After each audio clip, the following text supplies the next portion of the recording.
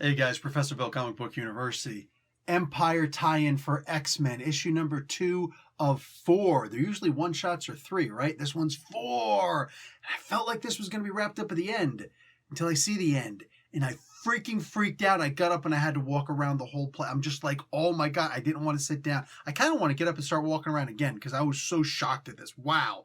I have got a lot to say about this book. There's a lot of good stuff in here. It's also something I want to talk about in this book that maybe isn't so good. I don't know. Maybe we'll bring up a little bit of a debate in the comments section below. I'm always here to answer questions or to look and read and laugh and see the way that the world actually works because, hey. Anyway, guys, let's get first talking about who made this comic book.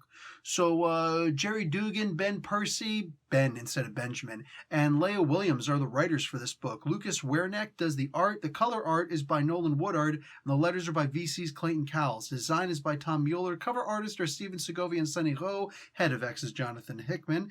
And, of course, X-Men were created by Stan Lee and Jack Kirby. This issue is called Growing Strong. Sounds like Rocky, right? Growing stronger. Anyway, so this was pretty wicked. Of course, horticulture shows up, and they, of course, find a reason to use that pheromone spray on Angel, which gets him like, hey, and of course, Multiple Man was downwind of that, so he's helping out also. Let's some really funny stuff in here.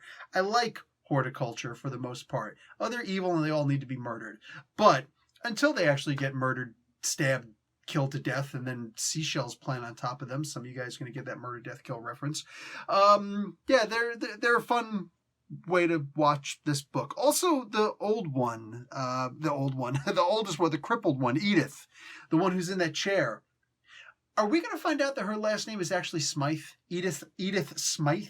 Are we going to find that out? Like mother or, God forbid, grandmother of Alistair Smythe? Because I'm telling you, all she really needs is those insectoid things out of her shoulders because, like, she has got this gigantic freaking chair that there's just no reason for this freaking chair. Multiple Man knows it was heavy. When you get there, it's going to be great.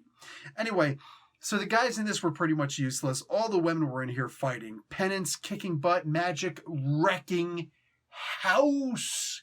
There's a reason why she is the battlefield commander, and it was fun. If you're a fan of magic, you need to buy this book. There's no compromise. There's no consideration. Don't tell me you're a fan of this character Magic if you haven't bought this book. All right? Flat out. Bottom line. This is a great book for Magic. It really shows her being tough. She's not just cursing and, floating around doing stupid stuff. No. She is the boss of this book, and that's the bottom line. The art in this book is freaking amazing. Amazing. You get to see her pulling up some demons at one point. That's always a good thing. Freaks horticulture out, which I love. And you get to see Explodey Boy.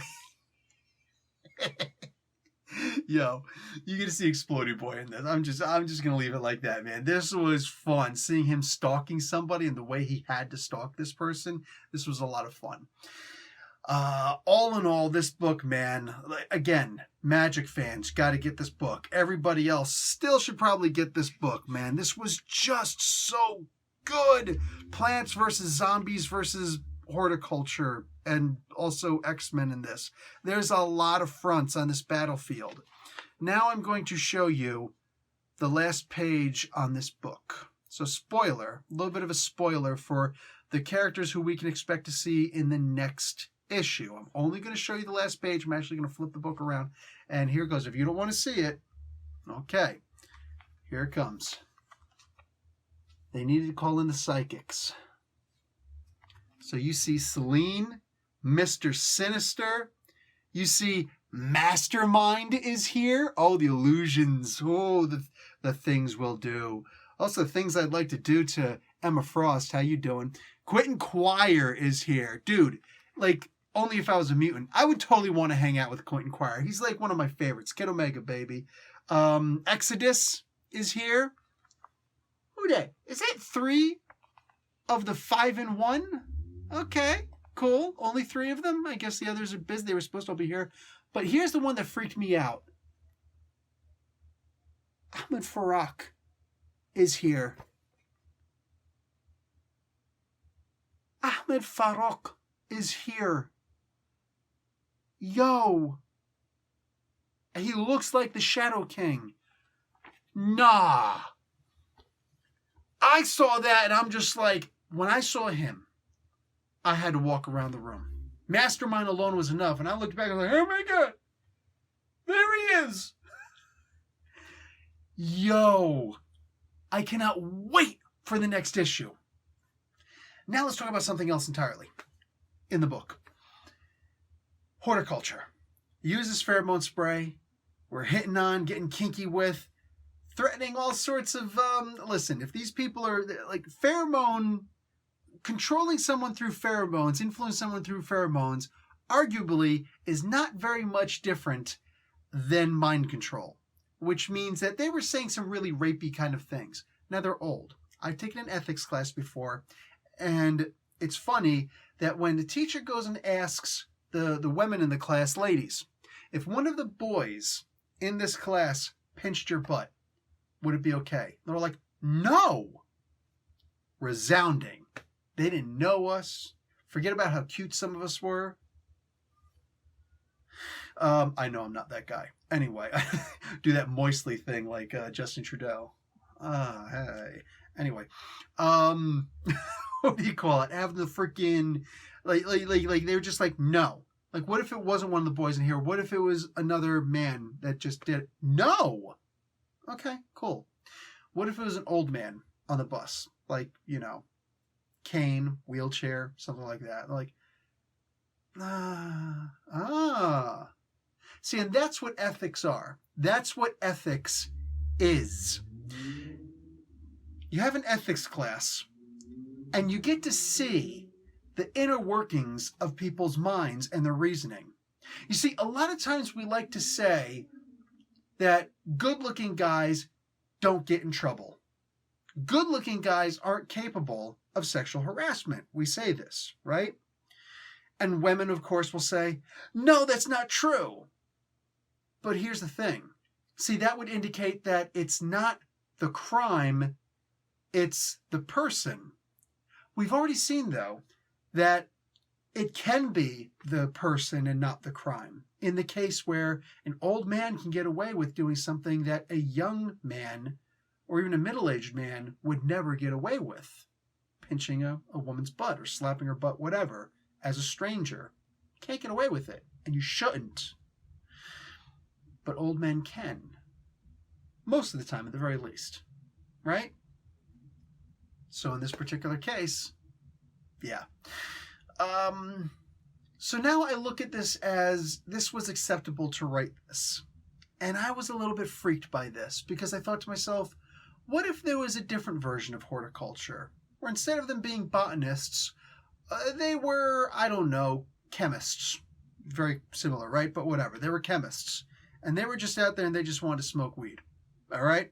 Because that's what a good chemist will do. They'll be out there smoking weed just like, we're trying to make the best grass in the world, dude. I'm saying. So they're just out there trying to find the ultimate high. Okay? Actually sounds like something horticulture would do. They're trying to find the ultimate freaking high. And they've got some gas that winds up working on some women to make them, you know, hey, hot and horny for you. Willing to, you know, go and lift up your chair or save you from limbo. Or make you a sandwich. I don't know. I don't know what men would do if they had pheromone control over women. I don't know. I'm just saying in general, okay? Like, this is what I imagine that some misogynistic fool would do, all right? They'd be like, go make me a sandwich and take off your shoes while you're at it. I don't know, all right? I'm just throwing that out there. That's just funny to me. It's funny to me. But I sit there and I'm wondering, like, if they wrote a man to do this stuff or 4 men to do this stuff, would it be funny? If they were making these rapey kind of comments that were in here. Would that still be funny? Now let's make them into middle-aged or younger men, right? Now let's also have fun and make them unattractive. Like, you know, hey, how you doing? Because, or, you know, how you doing? Like, whatever. I just look at some of these things and I see what is and isn't acceptable in books. Mind you, I also just got finished reading this book where a man beats the crap out of his mama. Go check out that review for more of that. Anyway, I just wanted to, I don't know, bring up the ethical idea because I look at this and I've got to read it based on my experiences in life, including classes that I've had in college. And boom, there you have it. It's just out there. It's out there. It's in the ether. It's at the end of a video. It is what it is. Like the video. And, hey, you know, if an ad plays, make sure your favorite YouTubers gets paid for it. It's the only way. Thank you for the patrons who found another way. And I'm out. Professor Bill, Comic Book University. Class dismissed.